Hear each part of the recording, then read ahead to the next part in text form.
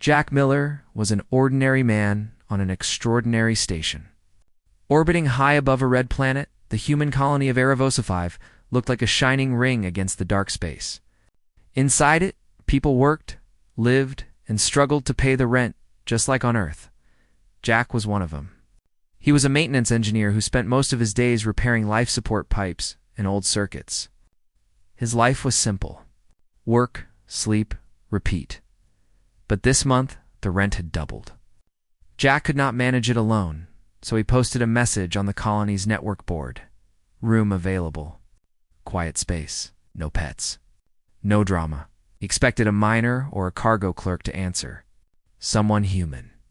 Instead, the doorbell chimed 3 days later, and the station's AI announced applicant arrived. Non-human resident requesting access. Jack blinked.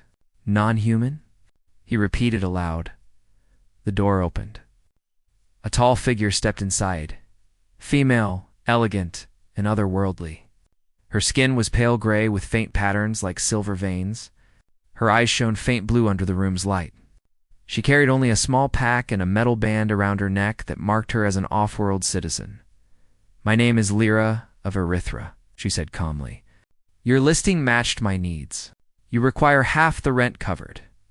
I require privacy and access to a cold temperature environment. Jack's mouth went dry. Sure. Yes. But are you okay with human food? The water system here, I have my own filters, she interrupted. Her voice was low, but smooth, as if every word was measured. She studied the walls, the vents, even the corners, before she nodded. This will do. He could only stare. She placed her pack neatly by the wall and began adjusting the temperature controls.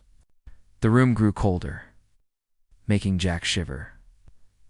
That was the moment Jack realized his new roommate was not only alien, she was military. Her movements were too precise, her gaze too sharp.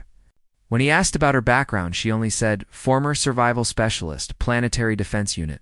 He didn't know what that meant, but he decided not to ask further. The first week was strange. Lyra woke before dawn, every day. Jack could hear soft thuds from the living room, the sound of training. When he peeked once, she was performing movements that looked like a mix of martial arts and acrobatics. Each motion was clean and silent.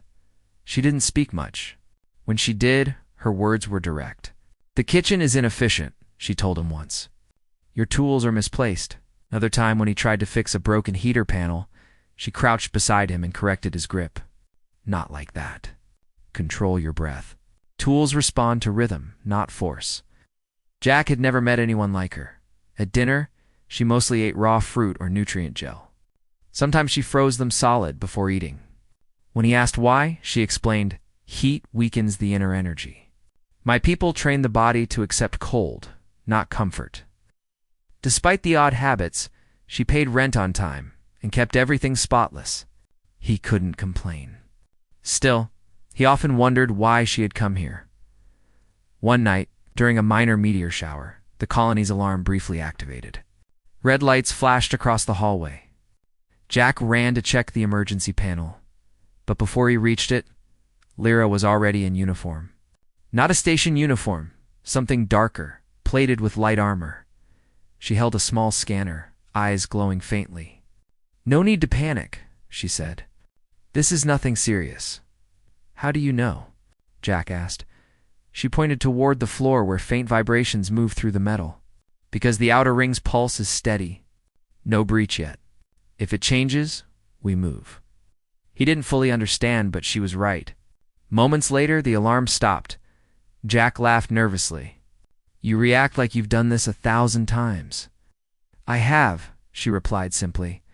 As days passed, Jack began to notice her watching him. Not in a strange way, but as if she was studying his every movement. When he dropped a wrench, she noted it. When he stumbled while climbing a ladder, she said, weak balance. Need correction?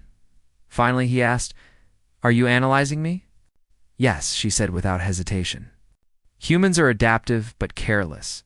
You live in machines but do not learn their rhythm. It is dangerous, he chuckled awkwardly. Dangerous? I'm an engineer, not a soldier. She looked straight into his eyes. In space, everyone is a survivor. Even engineers. Those words stayed in his head. One evening, the colony's outer section reported an unknown signal. It wasn't serious enough to call security, but enough to make people nervous. Jack's sector was dark due to a power fault, and he was assigned to check it. Lyra, seeing him prepare, stood from her chair. "I will come with you," she said. "You don't have to," Jack replied. "It's just a fuse issue." "Fuse or not," she said firmly. "I sense movement in that corridor. I will not let you walk blind."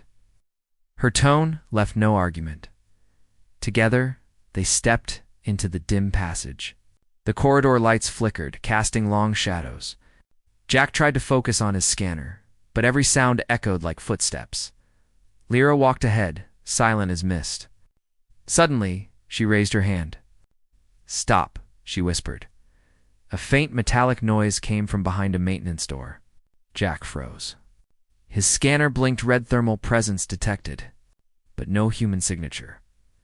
Before he could react, Lyra moved. In one swift motion, she pulled open the hatch and aimed her Tula compact energy rod. Inside, a cleaning drone malfunctioned, thrashing wildly. Sparks flew. Lyra disabled it with 2 precise strikes. Jack sighed in relief. Just a drone. Lyra didn't relax. A drone that moved against command. Something corrupted its signal. "You must learn to see before danger arrives." He frowned. "You're saying someone hacked it?" "Or something," she said. That night, when they returned, Lyra began rearranging the apartment. She shifted furniture, blocked sightlines from the window, and placed a small emergency pack near the door. "What are you doing?" Jack asked. "Preparing," she said. "Practice begins tomorrow." Practice. For what? For survival. The next morning, she woke him before sunrise. The air was freezing. "Stand up," she ordered. Jack groaned. "It's 5 in the morning. Time does not wait for danger," she replied. She made him run around the maintenance ring, climb access ladders, and practice breathing exercises. She taught him how to sense vibration through metal floors, how to balance in zero-gravity corridors, and how to use tools as defense. At first, Jack struggled. He slipped, dropped things, and nearly fell twice. But Lyra never laughed. She corrected his form, adjusted his stance, and made him repeat every move until it became smooth. By midday, his body ached everywhere. He collapsed on the couch. "Why are you doing this?" he asked, panting. Lyra stood calmly, hands behind her back. "Because I will not share walls with a weakling." Jack blinked in surprise. "Thanks, I guess." Her eyes softened a little. Weakness is not insult. It is invitation to grow stronger. For the first time, he smiled at her words. "You sound like my old coach." "I am not your coach," she said. "I am your roommate, and your teacher, if you allow it." From that day, training became their morning routine. Lyra taught him things he never imagined mattered.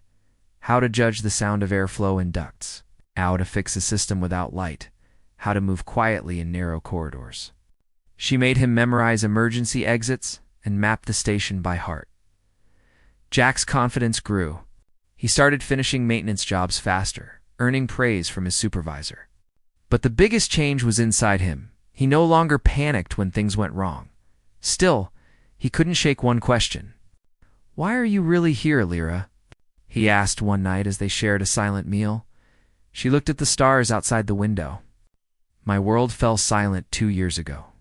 Our colony was lost. Only a few of us escaped. I came here to learn how humans survive. You survive not through strength, but through stubbornness. I want to understand that." Jack's voice grew quiet. "I think I'm learning from you more than you from me." She smiled faintly. "Perhaps both." A week later, the colony alarms blared again. But this time, it wasn't a drill. The lights dimmed, and the AI announced outer ring breach. Unknown objects detected. Panic spread across the halls. Jack grabbed his toolkit and turned to Lyra. "We need to get to the shelter." She shook her head.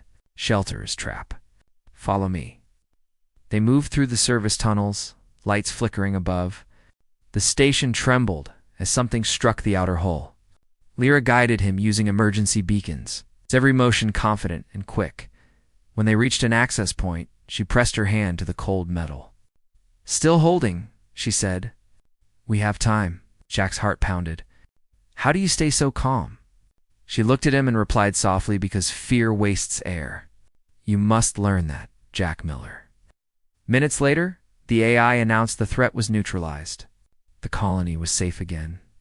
But as they returned to their apartment, Jack knew his life had changed forever.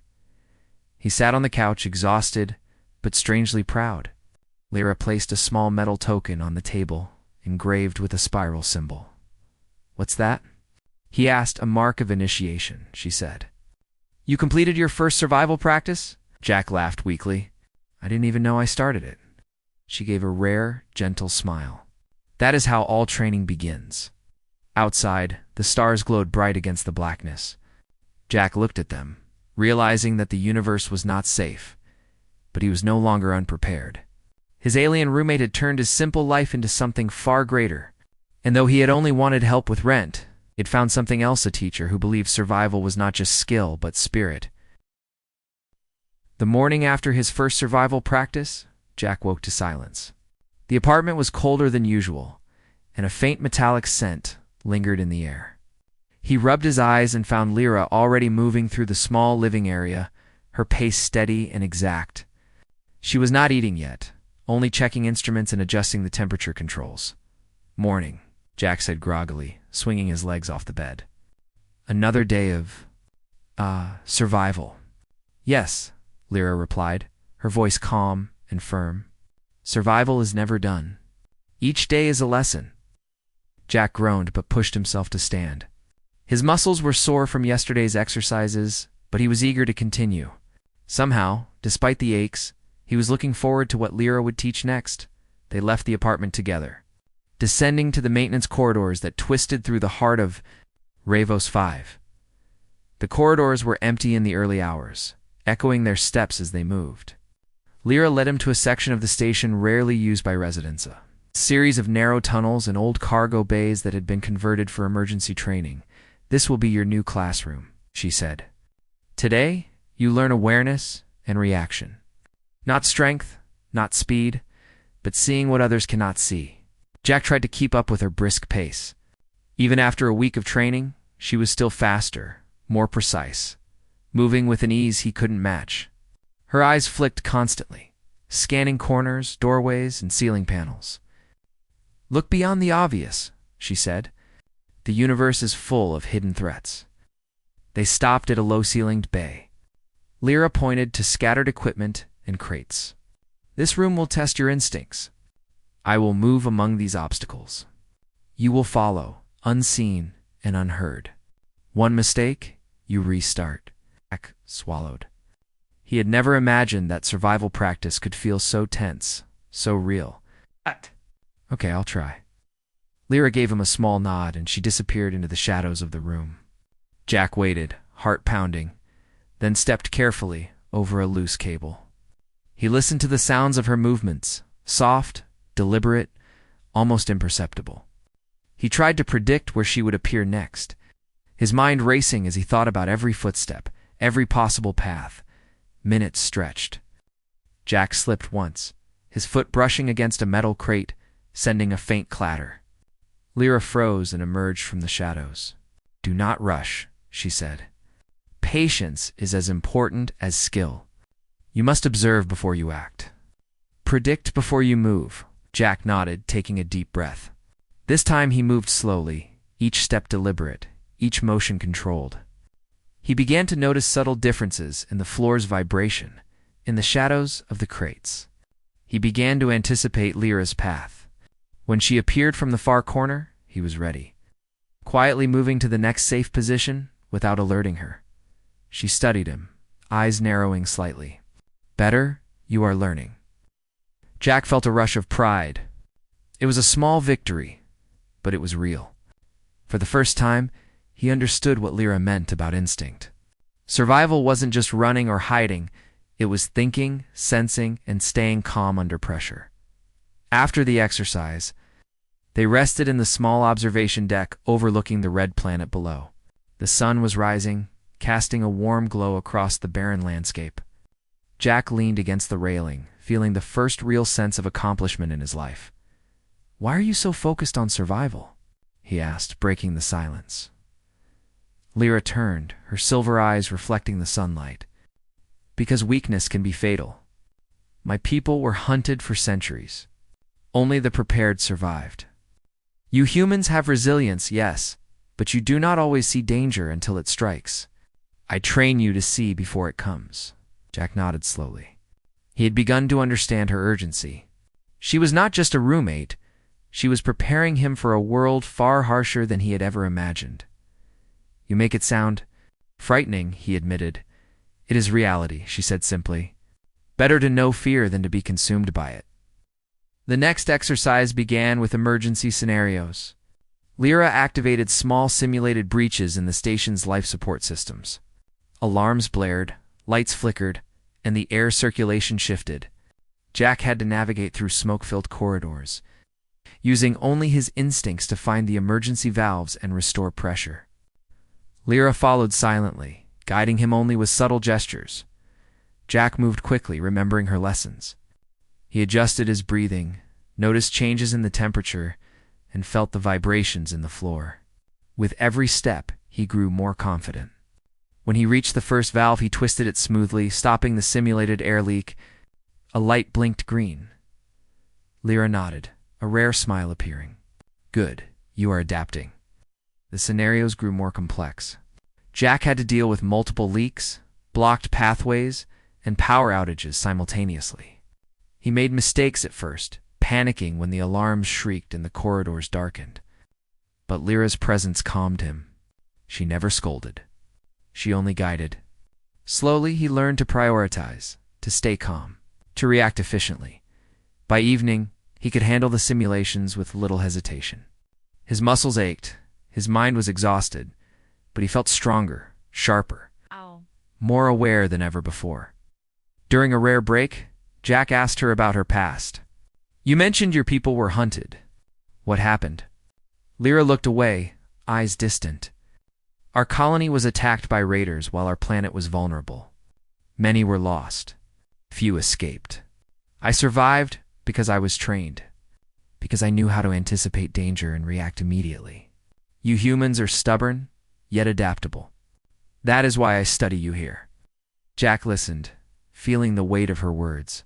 He realized she was not training him for her amusement. She was teaching him what she had learned the hard way lessons written in loss and survival. "You could have come anywhere," he said.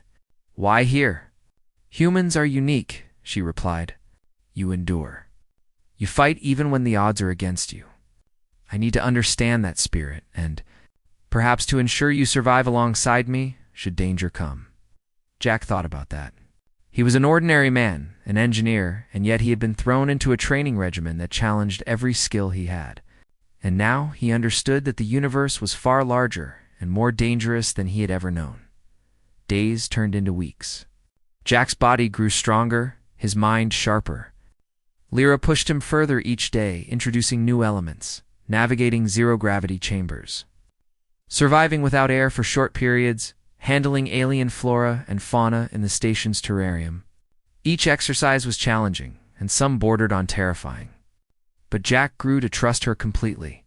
He knew that no matter how difficult the task, she would not let him fail fatally.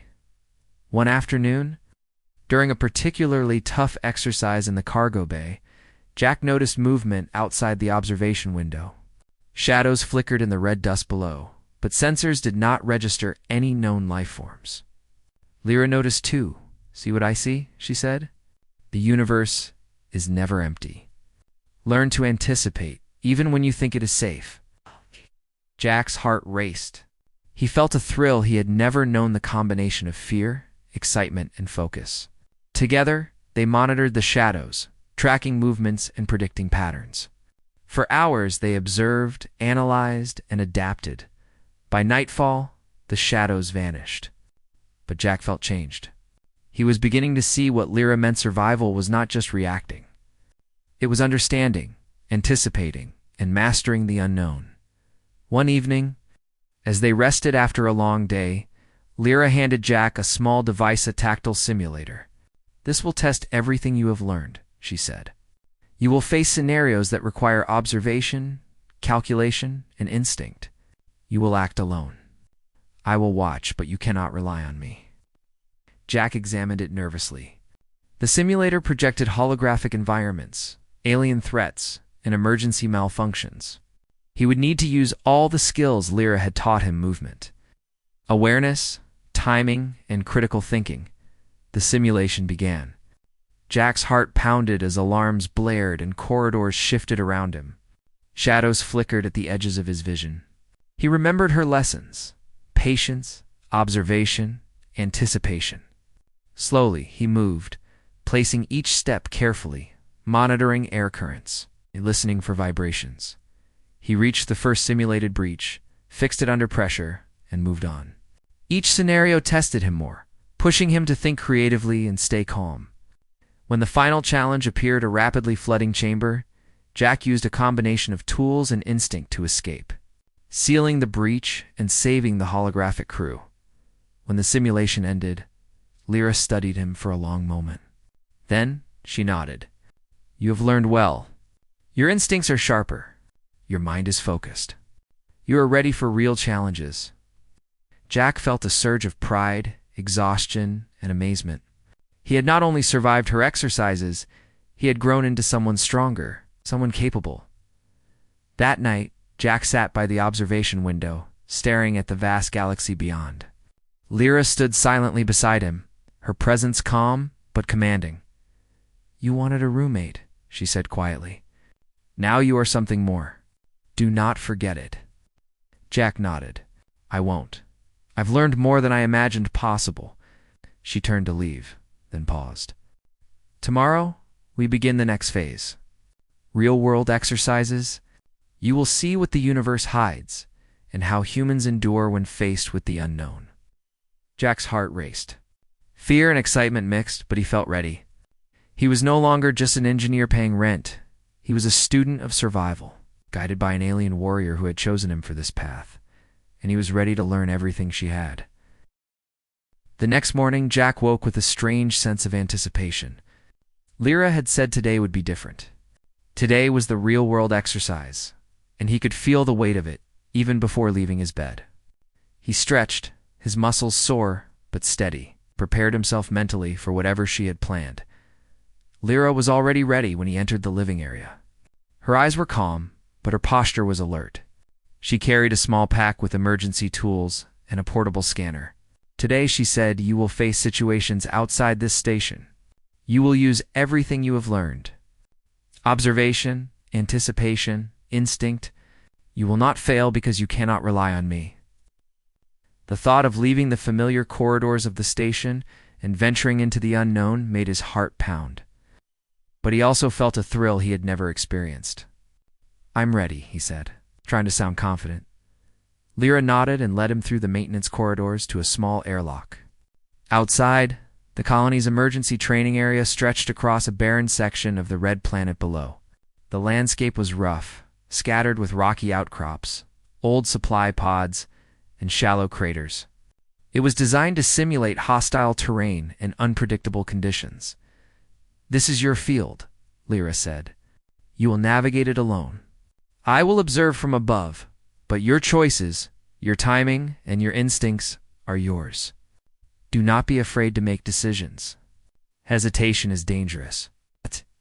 Jack took a deep breath, feeling the thin atmosphere of the training zone. He adjusted his visor, checked his oxygen, and stepped out. Immediately, he felt the cold and the slight tug of gravity different from the station.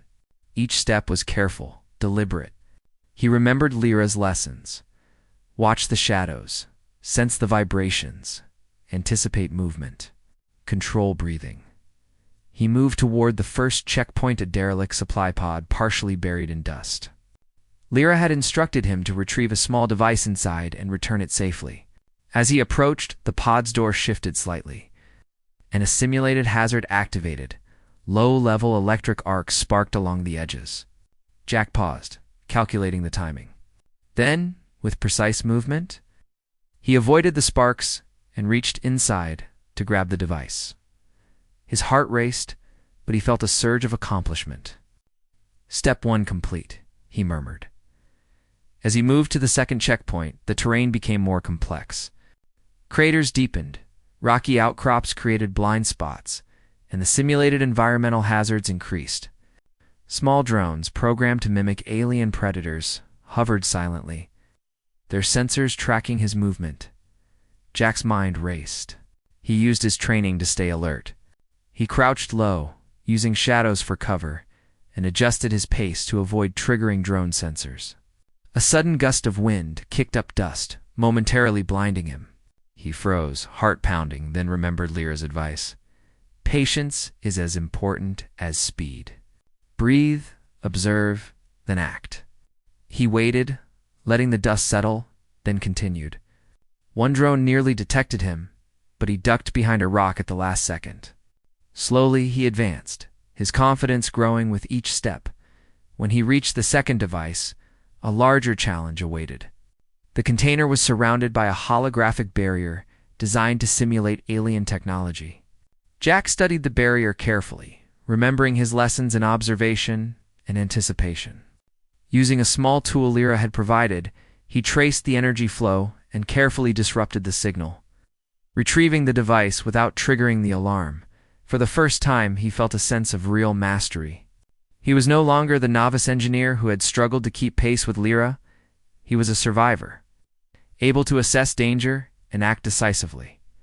The third checkpoint was the most difficult. It was placed near a shallow canyon, where simulated environmental hazards were dynamic, shifting terrain, sudden dust storms, and unpredictable drone movements. Jack had to navigate carefully, using every skill Lyra had taught him. As he approached the canyon, a gust of wind kicked up dust so thick that he could barely see. The drones moved quickly, and one brushed past him, missing only by inches. Jack's heart pounded, but he focused. He slowed his breathing, felt the vibrations in the ground, and waited for the dust to clear slightly. Then he made a calculated sprint across the exposed area, ducking behind rocks as shadows shifted. At the edge of the canyon, the final device awaited.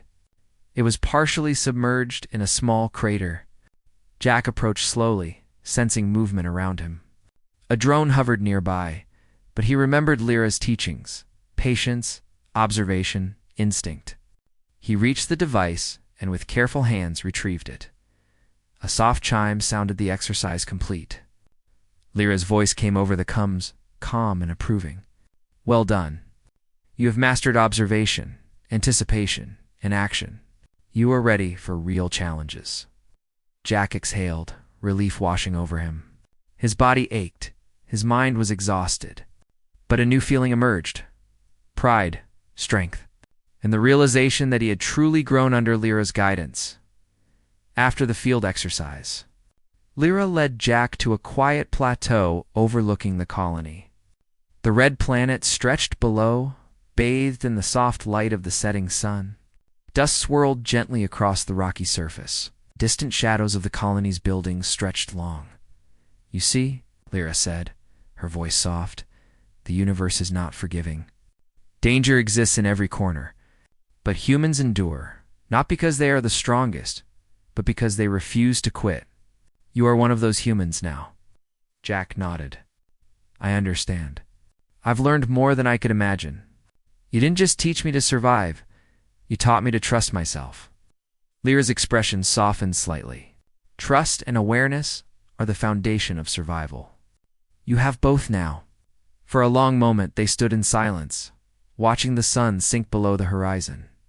Jack felt a sense of calm he had never known, even amidst the intense training and simulated dangers. He realized that survival was more than physical skill, it was mental, emotional, and spiritual. That night, back in the apartment, Jack reviewed everything he had learned. He went over movements, emergency procedures, and strategies in his mind. Lyra observed silently, occasionally correcting minor mistakes or offering subtle advice. You have adapted quickly, she said finally. Few humans learn so fast. It is your stubbornness and determination that set you apart. You do not quit when things are difficult. Jack smiled faintly. I never realized I could be this capable. I always thought I was ordinary. Ordinary does not exist in survival, Lyra said. Every life is extraordinary when faced with the void. You are ready to face it with awareness and courage. He realized then that Lyra's training had not only prepared him for emergencies, it had transformed him. He had become stronger, more aware, and more confident. The following days brought more tests, each designed to challenge Jack further. Lyra introduced simulated alien encounters, malfunctioning systems, and unpredictable environmental hazards. Jack learned to navigate zero-gravity chambers, handle alien flora without harm, and make quick decisions under pressure. Each challenge tested his limits, but he thrived under Lyra's guidance. He became faster, sharper, and more intuitive. He no longer feared failure. He embraced it as part of the learning process. One afternoon, during a particularly complex simulation, Jack faced a scenario where he had to rescue a stranded crew member from a damaged section of the station. He navigated collapsed corridors, avoided simulated hazards, and used every skill Lyra had taught him to reach the crew member. He carefully repaired damaged systems and guided the holographic figure to safety. When the simulation ended, Lyra observed him with quiet approval. "You see, Jack," she said, "survival is not just about reacting. It is about thinking, anticipating, and adapting. You have mastered all of these." Jack felt a surge of pride and gratitude. "Thank you, Lyra. I couldn't have done this without you." "You did this yourself," she replied. "I only guided you. Humans are capable of far more than they believe. You are proof." The climax of Jack's training came when Lyra introduced a full-scale scenario. The colony was under simulated attack, and Jack had to lead a rescue and defense mission using all his skills. Alarms blared, lights flickered, and the environment shifted unpredictably. Jack moved through the chaos, recalling every lesson: observation, anticipation, patience, and calm under pressure. He coordinated with simulated crew members, repaired systems, and avoided hazards. Every step, every decision reflected the training he had received. Finally, he reached the command center, where the last simulated threat appeared. A malfunctioning drone advanced, threatening the mission. Jack used a combination of strategy and instinct to neutralize it, completing the scenario successfully. Lyra watched silently, then finally spoke. "You have done more than survive. You have demonstrated mastery, courage, and determination. You are ready for the galaxy beyond this station." Jack felt a sense of accomplishment unlike anything he had known. He had started as a simple engineer seeking a roommate and emerged as a capable, confident individual, ready to face the unknown. That evening, they returned to the apartment. The stars of the red planet shone brightly outside the window. Lyra stood quietly, her silver eyes reflecting the cosmic light. "You wanted a roommate?" she said softly, "but you became something more. A survivor. A partner. Someone who can endure when the universe tests him." Jack nodded, feeling the truth of her words. "I didn't expect this." He